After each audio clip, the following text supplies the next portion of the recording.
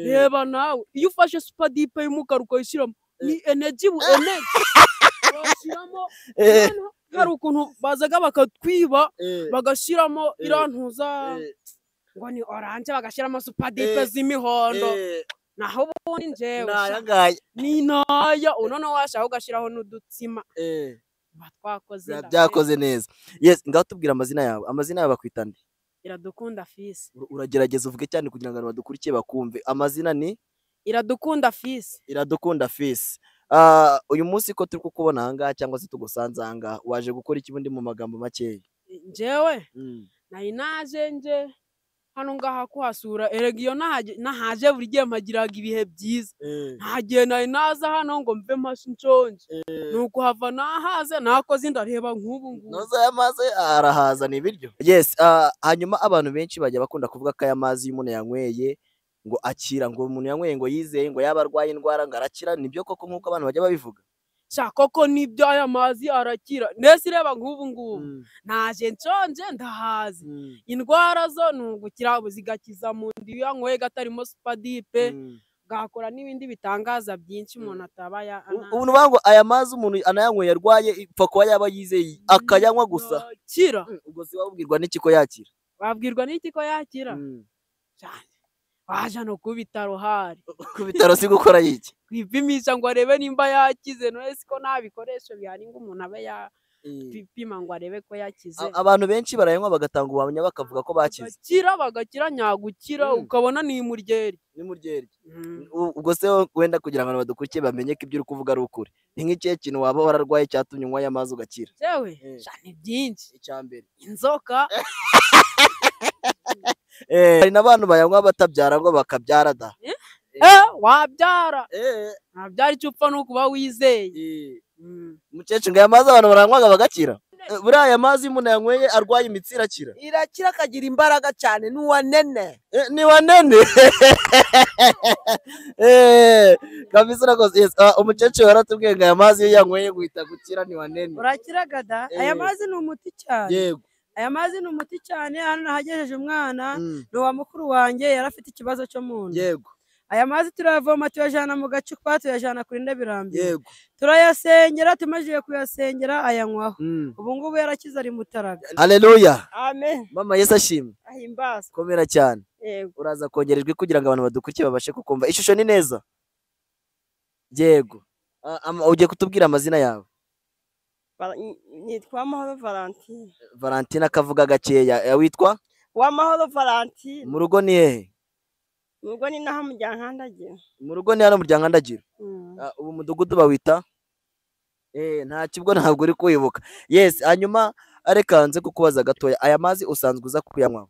Aya mazi ndayanywaho nanjye nari ndwaye mu nda ubu harakize n'izindi ndwara nari mfite zarakize ubu ndi muzima nta kibazo. Ubu ngubu aya mazi umuntu wese uyasomyeho neza neza ahita agakira bya nyabyo? Ubu ndi muzima nta kibazo garankijije. Wari ufite ikibazo ngo hari umukecuru uvuye agara tugira ngo n'umuntu yanyweye afite ikibazo cy'imitsi ngo ahita agakira? Ahita agakira. Nari ndwaye n'igifu cyarakize. Ubu n'igifu ubu cyarakize neza? Sahimbazwe. Kuri kuvuga buhoro nk'udashaka. Yes, sahimbazwe. Haleluya. Amen. Haleluya. Amen. Haleluya. Amen. Imana ihimbazwe. Komera cyane. Nawe ndi kubona waje kuri aya mazi. Ngwino tunahegere duhagarara ahangaha neza bigaragara. Nawe ndi kubona waje kuri aya mazi. Ni ukubera iki wafashe uyu mwanya ugafata urugendo rwawe ukaza hano kuri aya mazi? Aya mazi rero amazi ngiye mbona ari nka mani Imana yatuzaniye. Yego. Aya mazi ngiye bwa mbere naje kuyanywaho mu rugo ni Rubavu. Rero naje ubu nayo urataha? Oya ntago ariyo ndataha ariko bwa mbere nkiyabona nari indwaye indwara ariko narayanyweye umuntu yarazanye ndayanywa Mana ubu ngubu narakize rwose. Ni umuti wa mbere. Wayanyweye wari urwaye ibiki? Nari ndwaye igifu ndetse n'indwara no mu nda mbese haranze gukira. Yego. Ariko narakize. Nanjye ubu niyo naza mfite ikibazo cyo mu nda nkasomaho gusa nkigendera. Icyambere pfa kuba wizera Imana wakira. None se aya mazi hano ahakunda kuba ari abantu benshi, hari abantu benshi baje kuyanywaho, haba ari abantu benshi batonze umurongo. Njye nabonye abantu babuzuye ahangaha binira ubwoba. baba batonze umurongo bari kuyagwanira bakadaha baranywa abandi bakaza bakadaha baranywa bakumva bahaze ubundi bakagenda. Yego ayiwengereka manu subwenge haleluya rega manu subwenge yego dina kawa kabonye mana haleluya nakawa kabonye mana je mana we nakawa kabonye mana amina haleluya. Aya mazi cyane nk'iyo ngiye gusengera nk'umuntu nkanje ufite ikibazo cy'imitsi, ikibazo cyo mu nda, yego bantu banze bafite uburyo baziritswe batabyara, yego bantu bafite ibintu baba baratezwe mu mazu yabo, yego aya mazi no mu marembo kumwe Yesu yageze ku nyanja yigarire yagafata amazi akayahindura kuba divayi, yego aya yo Yesu yayohereje hano ahinduye. Reka ubu aya Yesu yashize yarahindutse, aya yahaye umugisha na aya mazi afite umugisha udasanzwe, kabone noneho iyo uyasengeye uri mu mbaraga, yego arahinduka noneho akaba y'amaraso byuzuye. Iyo ageze mu mubiri, umubiri wawe uhinduka ubyumva. Ni benshi yakijije, ni benshi nzi bafite ubuhamya burenze umwe usibye kuba wenda twamusanga. Ukabona umuntu avuye Kigali akubwira ati aya mazi nanjye nje kureba ya mazi yanyijije. Reka da wowe ukamusengera cyangwa se ukaba wanahura nawe ukayamuhereza, urayamuhereza. Iyo uzi nk'umuntu ugiye kureba gutya uramubwira ati mbere na mbere ni ukwizera. Yesu nta kindi yakirishaga, aravuga ngo mwizere. Kandi burya aya mazi ni umuti uruta indi miti yose waje gushaka mu mesambu ugashakamo ibyatsi. Aya mazi iyo uhuye n'umuntu wizeye ukayamuhereza, kwizera kwe rero n'amazi uburyo aba yizewe, mbese n'ukuntu atandukanye n'andi mazi. Ibi ntabwo ari amakabya nkuru, uyashaka azaza yasure yumve, nayasoma agasanga ahuje n'andi mazi anywa, azatubwire ko tubeshe. Ni amazi unywa yayandi noneho iyo utayamenyereye ushobora no kwibaza ibyo ari byo. Nabonye hari n'abari kuyanywa batayamenyereye bakahita bayaruka, ukabona ari guhita yacira kubera ko ibyo agiyemo atabizi. Yesu yaravuze ngo babare kuko batazi ibyo bakora. Ndabirambiwe TV. Yes, wahisemo neza gukurikira Ndabirambiwe TV. Reka nkwifuriza amahoro y'Imana ngo akomeze abane namwe. Njyewe muri kumwe nawe rero nitwa Nshimiyimana Emmanuel. Tubayeho ku mugambi w'Imana, ntabwo tubayeho ku mugambi w'abantu. Nicyo kidutera kwa tukiri aha uyu munsi. Niyo mpamvu mba nifatira urugendo nkizira ahantu mu mudugudu wa Gasanze mu karere ka Musanze, ahantu hazwi nko mu isoko rya Nkandagiro. Ni mu isoko rya Nkandagiro munsi y'umusozi wa Ndabirambiwe. Abanyamasengesho, abantu basanzwe basenga, nta kuntu baba batahazi. Uwasenze wese ntabwo yaba atazi ku musozi wa Ndabirambiwe. Ni munsi yaho ahazwi nko mu isoko rya Nkandagiro. Uyu munsi twagira umugisha n'Imana cyangwa se amahirwe n'Imana kuhagera. Rero twaje ahantu haba amazi ngo abantu banywa bagahita bakira indwara. Ntabwo waba urwaye indwara yari yose ngo upfa kuyanywa wizeye ngo ukira indwara. Hanyuma tugiye kugerayo turebe koko ayo mazi iyo uyanyweye niba ukira, turebe koko niba ayo mazi abantu bayanywa bagakira koko nk'uko bivugwa cyangwa se nk'uko abantu benshi bajya babivuga. Reka tugereyo turebe. Niba ushaka kujyana natwe umunsi kuri mu biganiro bya buri munsi, wakanda subscribe kugira ngo ijambo ry'Imana, iyobokamana n'ibindi biganiro bisanzwe muri rusange bijye bibasha kukugeraho umunsi ku wundi. Reka tugereyo turebe. Imana ibahereze umugisha. Amen.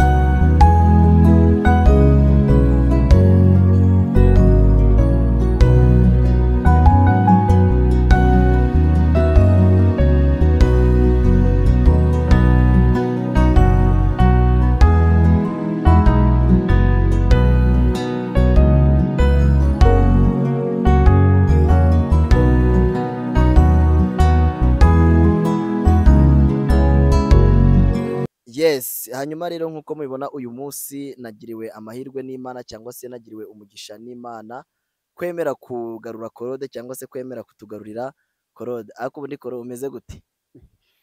Meze neza, meze sawa, nta kibazo. Reka ubanze wibwire abantu badukurikiye, kuko birashoboka ko ari abadukurikira ubwa mbere cyangwa se abantu basanzwe badukurikira ariko bakaba batakuzi neza. Reka ubanze wibwire hanyuma ubundi tuganire. Mbere na mbere mbanje kubasuhuza mu izina rya Yesu Kristo. Amazina ni yayandi ntago yahindutse, ni Tuyiringire Claude.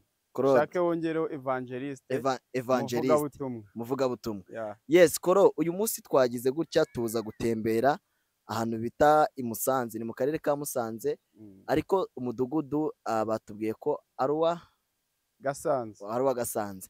Yes, hanyuma rero Koro, abantu badukurikiye benshi bigeze kumbaza kuri aya mazi. Ubushize igihe nyakora ikiganiro abantu benshi bashatse kuyamenyaho byinshi, bamwe bakatwandikira ati muzatujyane, abandi ati muzatuyobore. Ni iki wabwira abantu badukurikiye by'umwihariko manzi basuhuze n'abapepere mbese? Ndabasuje mu izina rya Yesu Kristo. Amen. Umwami Yesu abahereza umugisha. Yego. Mbere na mbere aya mazi yego ni amazi meza afite umugisha. Yego. Amazi karemano. Ni karemano. Ntabwo ari abantu bayahashize. Oya. Kuko iyo unabirebye ubona ari amazi aba ari guturuka hasi, atandukanye n'indi migezi yose ibitemba. Yego. Kandi aya mazi afite imbaraga zishobora kugira ibyo zihindura mu mubiri wawe. Ibi nkubwira ni ibintu nzi neza, ni ubuhamya naguha. Ubuhamya naguha, yego, cyangwa se n'undi wese wayakoreshejeho yabikubwira. Urugero, aya mazi cyane nk'iyo ngiye gusengera nk'umuntu nkanje ufite ikibazo cy'imitsi, ikibazo cyo mu nda, yego, bantu banze bafite uburyo baziritswe batabyara, yego, bantu bafite ibintu biba baratezwe mu mazu yabo, yego, aya mazi no mu marembo, kumwe Yesu yageze ku nyanja yigarira yagafata amazi akayahindura kuba divayi. Yego. Aya yo Yesu yayohereje hano ahinduye. Reka ubu aya Yesu yashize yarahindutse. Aya yahaye umugisha. Aya mazi afite umugisha udasanzwe. Kabone noneho iyo uyasengeye uri mu mbaraga, yego, arahinduka noneho akaba yamaraso byuzuye. Iyo ageze mu mubiri, umubiri wawe uhinduka ubyumva. Ni benshi yakijije, ni benshi nzi bafite ubuhamya burenze umwe usibye kuba wenda twamusanga. Ukabona umuntu avuye i Kigali akubwira ati aya mazi nanjye nje kureba ya mazi yanyijije. Reka da wowe ukamusengera cyangwa se ukaba wanahura nawe ukayamuhereza. Urayamuhereza. Iyo uzi nk'umuntu ugiye kureba gutya, uramubwira ati mbere na mbere ni ukwizera. Yesu nta kindi yakirishaga, aravuga ngo mwizere. Kandi burya aya mazi ni umuti uruta indi miti yose waje gushaka mu misambu ugashakamo ibyatsi. Aya mazi iyo uhuye n'umuntu wizeye ukayamuhereza, kwizera kwe rero n'amazi uburyo aba yizewe mbese n'ukuntu atandukanye n'andi mazi. Ibi ntabwo ari amakabya nkuru. Uyashaka azaza yasure yumve, nayasoma agasanga ahuje n'andi mazi anywa, azatubwire ko tubeshe. Ni amazi unywa yayandi noneho iyo utayamenyereye ushobora no kwibaza ibyo ari byo. Nabonye hari n'abari kuyanywa batayamenyereye bakahita bayaruka. Ukabona ari guhita yacira kubera ko ibyo agiyemo atabizi. Yesu yaravuze ngo babare kuko batazi ibyo bakora. Nabo yaba bari bazi umugisha urimo ntago yakayanyweye ngo yacire. Ariko burya icyo nkubwira, imbaraga cyangwa se gukora kw'Imana kuturuka muri aya mazi, iyo wizeye Imana irabikora pe. Iragukiza ikagukuraho karande zose. Hanyuma rero wenda abantu badukurikiye bashobora guhita bavuga ngo wenda ni ukubesha cyangwa se n'urwenya cyangwa n'ibiki, cyangwa ni za views bavuga, twe ntago ari views. Ahubwo nk'urugero, umuntu anywa aya mazi ntakire, byagenda gute? Aya mazi ntawe ndabona. Ntawe ndabona. Ahubwo nguwo aramutse yanyoye ntakire, yaba afite ikindi kibazo kitari uburwayi. Ariko nje ntago navuga ngo adakize, kuko ntawe nzi wayanyoye utarakize. Abo nzi bose, abo nahuye nabo, abagize umugisha, abo twahuriye hanje kuyafata, nanje kujyanze nyafate, bampaye ubuhamya. Hageze nje kunywa nk'ibisanzwe, mpahura n'abantu ubuhamya, turasenga Imana iravuga ati aya mazi wayifashisha mu gihe kuri hafi. Ariko ngo abantu benshi ngo bagiye basengera ku musozi wo kwinda birambiwe, cyangwa se abantu benshi bagiye bajya ku musozi wo kwinda birambiwe, umwe w'i Musanze uzwi nyine apana televiziyo yacu umusozi ku musozi, ngo abenshi bamanukagayo cyangwa se ngo abenshi bajyagayo ngo ntabwo bashoboraga kurira umusozi ngo cyangwa se ntabwo babazaga kurira umusozi ngo 99% ngo abenshi bamazaga kunyura kuri aya mazi ngo n'uwavaga i Kigali ngo aje ku musozi ataza aya mazi ngo yavaga amenya amazi bita makera ngo kuko ngo abenshi bazaga barwaye, hari n'abenshi bajyaga bazana amacupa bakayatwara ibidomoro cyane ko n'abana badukurikiye babibonye abantu bari kugenda bayatwara mu bidomoro mu tudomoro cyane. Kandi abantu benshi baribaza bakavuga ati se umugani abantu barava mu ngo zabo baje kunywa aya mazi babuze amazi, hanyuma kanswe amazi noneho ari ahantu hameze ni nk'akariba ni nk'agasoko, iri ni nk'isoko Imana yadudubije hano yo kugira ngo abana bayo bakiriremo. Yego, navuga ko aya mazi ni nka ya soko y'uruzi rw'ubugingo yavuye mu rubavu rwa Yesu. Yego, ruraza hano. Bivuze ngo rero aya mazi aho waba uri hose bigushobokeye kuyageraho wayageraho uba ufite umugisha munini, ufite amahirwe menshi yo kurekurana n'ibyagufasha. Yego, ubu ngubu ushobora no kugenda kwa kundi baba barazinze nk'urugo rw'umuntu ukayafata, urayafata aya ngaya urayasengera, wamara kuyasengera ukagenda uyatera mu rugo. Urugo harabohoka cyane, ibya bindi y'amajwi wararaga wumva akuvugira mu matwi y'abantumvaga bari kubyina inyuma y'iwawe ntago wongera kubabona ukundi. Reka da, ubu yangaya ushobora no kuza ukayakubita ku murozi gutya. aya ngaya nta nubwo yakwegera uyafite, upfa kuba wizeye ko ufite amaraso ya Kristo mu biganza byawe, ntago yakwegera, muranahura agahunga atarakora ibyo yaraje gukora. Reka da cyane, ubwo aho ngaho abantu ntibahita bavuga ngo buriya ni ukubera ko uri umukozi w'Imana, wowe wenda ufite n'imbaraga z'Imana, ntibahita bavuga ni wenda wowe wasizwe ayo mavuta yo kugira ngo abo barozi bahunge. Oya, ntago ari ukuvuga, ntago ari cyo kibazo. Nawe ushobora kwibaza mbese ukibaza impamvu usanga hano hateraniye abantu benshi, nta saha wahagera ngo ubura abantu. Yego, upfa ko harimo masaha ya kare. Ubu muri aya masaha urabona abantu benshi bari kuvoma ni ku mugoroba kugira ngo bagende baje kwa bazigamye utwo barakoresha mu rugo. Aya mazi uramutse uyanywa ukaba ugira ibibazo by'imitsi, ukagira ikibazo cyo mu nda, nakubwiye ngo uba ufite ibindi birimo. Yego, ibyo nta nubwo byazakira. Aya ni amazi meza cyane atandukanye n'andi mazi tuzi. Yego, atandukanye n'aya tumva ngo kuri robine ngo atunganyije. Aya afite umwimerere wayo. ni ukuvuga ngo umuntu ayanyweye ntakire ariko ubwo nawe yaba atizera. Erega buriya ikintu cyose buriya Claude Pasiteri bivuga ngo ikintu cyose umuntu akozeho cyangwa ikintu cyose umuntu n'ubundi anyweye cyangwa se ikintu cyose asabye yizeye nta cyatuma kitaba. Ubwo wizeye ute iyo kintu wagikoresheje ute, ese wajyaye umwanya ungana gute? Yes, reka dutange nimero yawe telefone ku buryo ari wakwifuza kukuvugisha nk'ibisanzwe cyangwa se kuguhamagara mu buryo bujyanye no gusenga n'ibindi byinshi akaba yakuvugisha. Ni karibu, Imana iguhereze umugisha. Murakoze. Sinabura kugenda mbabwiye ko mbakunda kandi ndanabazirikana. Nimero ni 07 8 76 21 983. Yego, umamagaye ukambura wanyandikira message, biba byemewe kuko isaha n'isaha yose wampamagarira. Yego, nakwitaba. Iyo nakwitabye birashoboka ko naba ntayifite. Yego, hanyuma reka dushimira abantu badukurikiye tubabwira ngo Imana ibahereze umugisha. Amen.